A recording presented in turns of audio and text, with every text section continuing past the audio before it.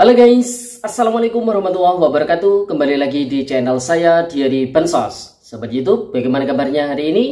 Semoga sahabat YouTube semua dalam keadaan sehat, tambah rezekinya, dan tentunya semakin sukses.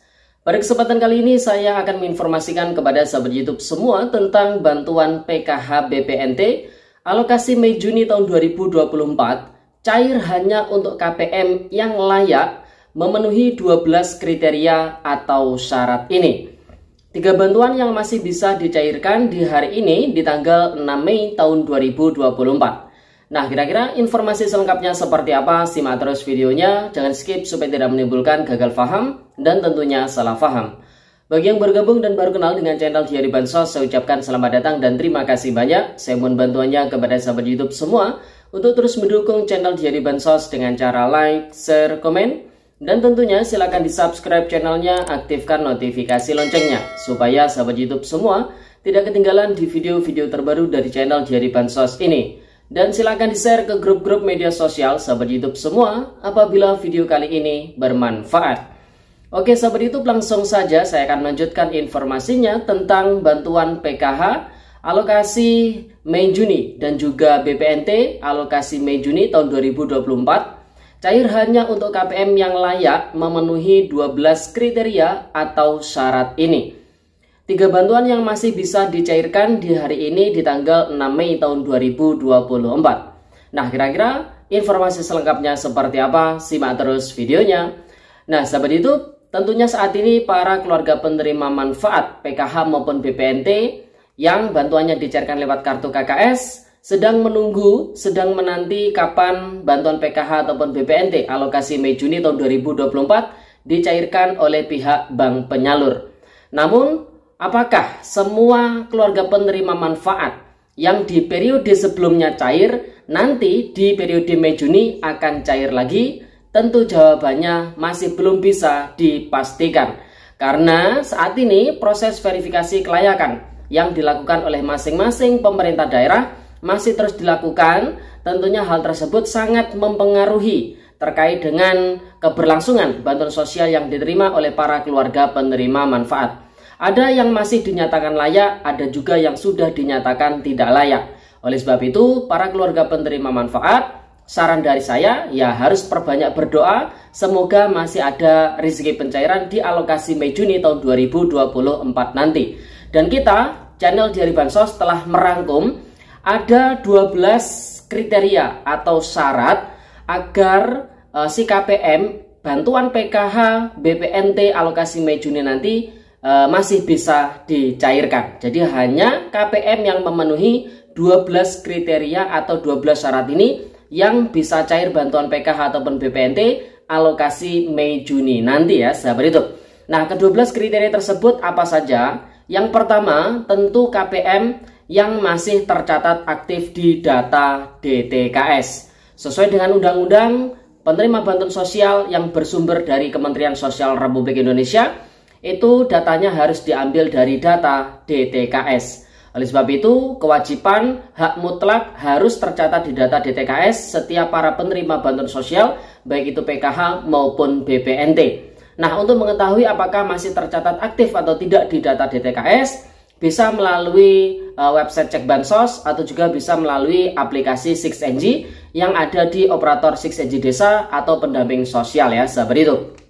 Kemudian kriteria yang kedua atau syarat yang kedua supaya bantuan PKH ataupun BPNT alokasi Mei Juni nanti masih bisa dicairkan adalah tergolong keluarga miskin atau kurang mampu. Jadi itu memang syarat mutlaknya. Setiap penerima bantuan sosial baik PKH maupun BPNT adalah warga negara Indonesia yang tergolong miskin atau kurang mampu. Jadi buat para keluarga penerima manfaat yang sudah sejahtera, yang sudah mampu, sudah kaya, tentu ini sudah tidak layak lagi menerima bantuan sosial PKH ataupun BPNT. Besar harapan dari Kemensos apabila masih ada penerima KPM ini PKH maupun BPNT yang masih kaya, kemudian sudah sejahtera ataupun sudah mampu kok masih dapat bantuan, maka besar harapan dari Kemensos ini bisa graduasi mandiri sejahtera ya sahabat YouTube. Jadi secara sukarela sadar diri mengundurkan diri dari penerima bantuan sosial. Tapi kenyataan di lapangan itu sangat jarang ditemui ya sahabat YouTube. Karena setiap para penerima bantuan sosial, apalagi yang sejahtera, itu beranggapan ya ini pemberian dari pemerintah, kenapa harus saya tolak. Jadi seperti itu ya. Jadi mindset seperti itu harus dirubah ya sahabat YouTube. Masih banyak warga masyarakat yang lebih kurang mampu itu masih belum bisa mendapatkan bantuan sosial karena terhalang para penerima bantuan sosial yang sudah sejahtera namun tidak mau mengundurkan diri. Jadi terhalang oleh itu ya sahabat YouTube.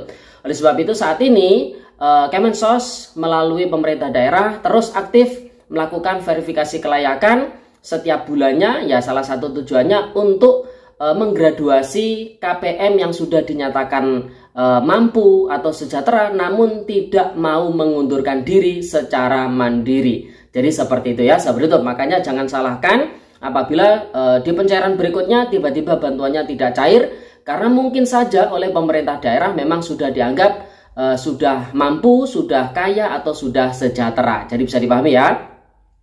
Kemudian syarat atau kriteria yang ketiga agar bantuan PKH alokasi Mei Juni ini bisa dicairkan, ini namun khusus untuk KPM PKH ya sahabat YouTube, yaitu memiliki komponen PKH. Jadi syarat mutlak penerima bantuan PKH itu harus memiliki komponen PKH.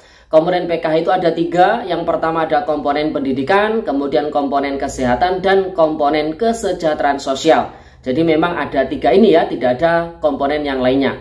Setiap komponen memiliki kategori sendiri-sendiri. Seperti komponen pendidikan, ini meliputi kategori anak sekolah SD sederajat, kemudian anak SMP sederajat, dan anak sekolah SMA SMK sederajat. Dan kesemuanya itu diharuskan tercatat aktif di data Dapodik. Jadi kalau tidak ada di data Dapodik atau data Dapodiknya ini tidak aktif atau tidak sinkron dengan data DTKS, maka tidak akan bisa dicairkan untuk komponen kategori anak sekolah. Jadi bisa dipahami ya. Kemudian untuk komponen kesehatan itu meliputi kategori ibu hamil dan juga anak balita. Untuk ibu hamil ini yang bisa masuk ke perhitungan bantuan PKH maksimal adalah kehamilan kedua. Jadi kalau misalkan ada KPM, kemudian di dalam kakaknya ada yang hamil tapi sudah hamil yang urutan ketiga, maka kehamilan yang ketiga itu tidak bisa dihitung ya sahabat itu. Kemudian anak balita, ini usianya 0 hingga 6 tahun. Kemarin ada yang lapor ke saya, Mas, anak balita saya kok tidak cair lagi, di tahap sebelumnya masih cair. Setelah saya teliti, ternyata usianya itu sudah 7 tahun. Meskipun masih belum sekolah SD atau masih di tingkat PAUD atau di tingkat TK ya sahabat itu, kalau misalkan usianya sudah 7 tahun, maka tidak tercatat sebagai anak balita lagi, maka tidak bisa dicairkan ya sahabat itu. Dan untuk anak balita ini maksimal adalah 2 orang atau balita kedua. Jadi kalau misalkan ada ibu hamil kemudian melahirkan anak balita yang ketiga dan seterusnya, maka itu tidak akan masuk ke perhitungan bantuan PKH. Jadi bisa dipahami ya. Kemudian untuk komponen kesejahteraan sosial itu meliputi kategori lansia dan juga disabilitas. Lansia minimal usianya 60 tahun. Untuk disabilitas tergolong disabilitas berat ya sahabat itu. Dan maksimal dalam satu KKKPM itu maksimal adalah 4 orang lansia atau disabilitas. Tapi itu kasusnya cukup sangat jarang apabila di dalam satu KKKPM itu terdapat 4 orang lansia sekaligus, itu sangat jarang sekali ya sahabat itu. Nah tentunya itu syarat wajib, syarat mutlak para penerima bantuan PKH harus memiliki komponen PKH. Tapi kalau misalkan tidak memiliki komponen PKH, maka tidak akan bisa cair bantuannya. Contoh, misalkan ada KPM yang anaknya sudah lulus sekolah, nah itu tidak bisa cair lagi. Tapi kalau misalkan sudah lulus sekolah, tapi si orang tuanya tadi ada yang sudah tergolong lansia, ya tetap bantuannya akan terus dicairkan. Jadi bisa dipahami ya. Kemudian syarat atau kriteria yang berikutnya atau yang keempat adalah bukan pendamping sosial. Nah ini untuk pendamping sosial ini tidak boleh ya menerima bantuan sosial PKH maupun BPNT. Kemudian kriteria yang kelima bukan ASN, TNI ataupun Polri. Kemudian kriteria yang keenam bukan pensiunan dari ASN, TNI ataupun Polri. Yang ketujuh tidak sekaka dengan ASN, TNI ataupun Polri. Kemudian yang kedelapan bukan penerima upah atau gaji di atas UMP ataupun UMK yang sudah tercatat di data BPJS Ketenagakerjaan. Kemudian kriteria yang ke-9, tidak sekaka dengan orang yang menerima upah di atas UMP ataupun UMK tadi. Kemudian yang ke-10, tidak memiliki penghasilan atau pekerjaan yang sumber gajinya dari APBN ataupun APBD, itu juga tidak diperbolehkan. Kemudian yang ke-11, masih dinyatakan layak sebagai penerima bantuan sosial oleh pemerintah daerah ya sahabat YouTube. Jadi oleh pemerintah daerah masih dinyatakan layak, maka insya Allah bantuannya akan masih dicairkan. Kemudian ini yang tidak kalah pentingnya, syarat utamanya yaitu masih di SK-kan atau ditetapkan sebagai penerima bantuan sosial alokasi Mei-Juni oleh Kementerian Sosial Republik Indonesia. Jadi setiap tahap penyaluran bantuan sosial itu ada SK penetapannya, siapa-siapa yang dicairkan itu namanya tertuang di data SP2D ya sahabat YouTube. Jadi yang namanya tercatat di data SP2D itulah yang dicairkan. Tapi kalau misalkan tidak ditetapkan ataupun tidak di SK-kan di pencairan Mei Juni nanti oleh Kementerian Sosial Republik Indonesia, padahal memenuhi kriteria 1 sampai 11 tadi, maka ya tetap tidak akan cair bantuannya. Jadi memang syarat utamanya itu ya ini masih dinyatakan layak, kemudian masih di SK-kan sebagai penerima bantuan sosial oleh Kementerian Sosial Republik Indonesia. Jadi bisa dipahami ya sahabat YouTube. Nah tentunya 12 kriteria itu wajib dimiliki oleh para KPM PKH maupun BPNT agar bantuan PKH BPNT alokasi Mei Juninya itu bisa dicairkan. Jadi bisa dipahami ya. Kemudian informasi yang terakhir, di hari ini di tanggal 6 Mei tahun 2024 ada 3 bantuan sosial yang masih bisa dicairkan oleh para KPM. Nah 3 bantuan sosial tersebut apa saja? Yang pertama tentunya adalah bantuan PKH alokasi 3 bulan April, Mei, Juni yang lewat PT Pos Indonesia. Yang kedua adalah bantuan BPNT alokasi triwulan kedua yaitu April, Mei, Juni yang juga dicairkan lewat PT Pos Indonesia. Apabila ada KPM yang tidak bisa mengambil bantuannya ketika penjadwalan, maka bisa mengambil di hari ini ya sahabat YouTube. Bisa diambil di hari ini di kantor pos cabang di tempat tinggalnya dengan membawa surat undangan asli, KTP asli, dan juga KK asli. Dan pada hari ini juga ada beberapa daerah yang masih terpantau menjadwalkan pencairan bantuan PKH BPNT secara tunai yang lewat PT Pos Indonesia. Kemudian bantuan ketiga yang hari ini juga masih bisa dicairkan oleh para penerimanya adalah bantuan PIP, Program Indonesia Pintar. Tentunya ini bagi siswa-siswi yang masuk ke dalam SK pemberian PIP yang tidak memiliki kartu ATM. Jadi proses pencairannya hanya bisa dilayani di kantor bank penyalurnya. Kalau SD SMP di Bank BRI, kalau SMA SMK di Bank BNI, khusus Provinsi Aceh di Bank BSI. Ya, dengan membawa buku rekening simpelnya, nanti silakan dicetak mutasinya apakah ada bantuan yang masuk. Ketika ada bantuan yang masuk, maka apabila dari pihak bank diperbolehkan untuk diambil tanpa adanya surat pengantar dari pihak sekolahan, maka bisa segera dicairkan ya.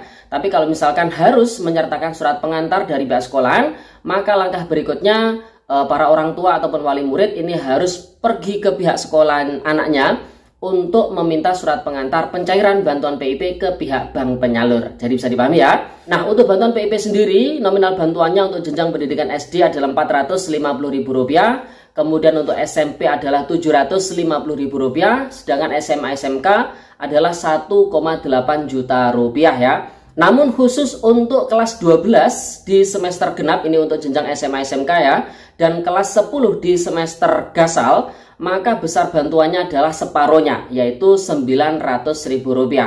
Kemudian untuk jenjang pendidikan SMP bagi kelas 9 di semester genap dan kelas 7 di semester gasal, maka bantuannya adalah Rp375.000, jadi separohnya.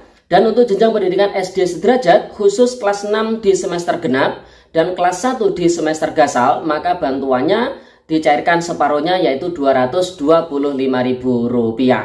Oke, sahabat YouTube, jadi itu informasi yang bisa kita sampaikan pada kesempatan kali ini. Semoga videonya bermanfaat dan sampai jumpa di video diari bansos terbaru berikutnya. Sekian, terima kasih. Salam PKH. Wassalamualaikum warahmatullahi wabarakatuh.